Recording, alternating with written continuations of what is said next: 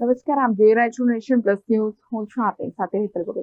સાબરકાંઠાની હિંમતનગર નાગરિક સહકારી બેંકની ચૂંટણી વિવાદોમાં ઘેરાઈ ગઈ છે.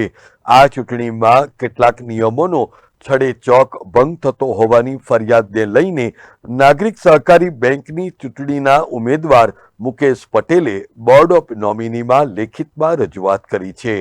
ચૂંટણીના જાહેરનામા પહેલા જ માજી કર્મચારીને ચૂંટણી અધિકારી તરીકે નીમવાના હતા, ત્યારે આ બાબતે 23 અને 24 એમ 2 વાર આરબીઆઈ, સાબરકાંઠા જિલ્લા કલેક્ટર અને જિલ્લા રજિસ્ટ્રારમાં અરજી કરવામાં આવી હતી. અને અત્રે ઉલ્લેખનીય છે કે તારીખ 26મીએ જે જાહેરનામું બહાર પાડવામાં આવ્યું ત્યારે તેમાં એક્ટના સુધારા બાબતે પણ કોઈ જ માહિતી ન અપાઈ હોવાનો પણ મુકેશ પટેલે આક્ષેપ કર્યો હતો.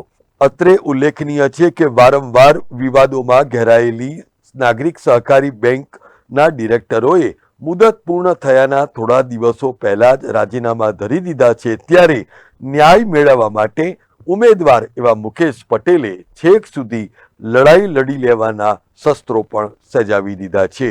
અમે કોર્ટમાં અરજી દાખલ કરતા પહેલા આ લોકોને અરજી કરી હતી, જાહેરનામું બહાર પડ્યા પહેલા.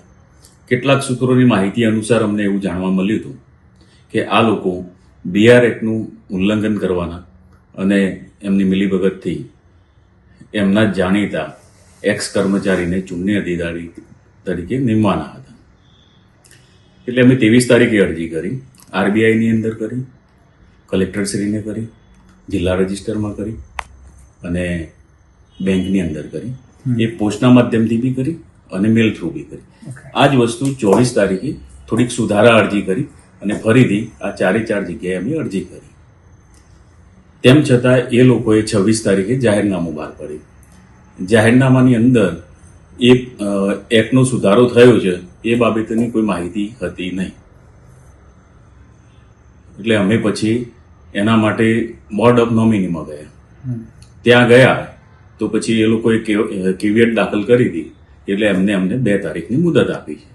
આમ કહી શકાય કે આ લોકો જે ગવર્મેન્ટ અથવા જે રૂલ્સ બનાવે છે, સંલગ્ન જે વિભાગ છે, એને અવગણી રહ્યા છે. બિલકુલ કહી શકાય.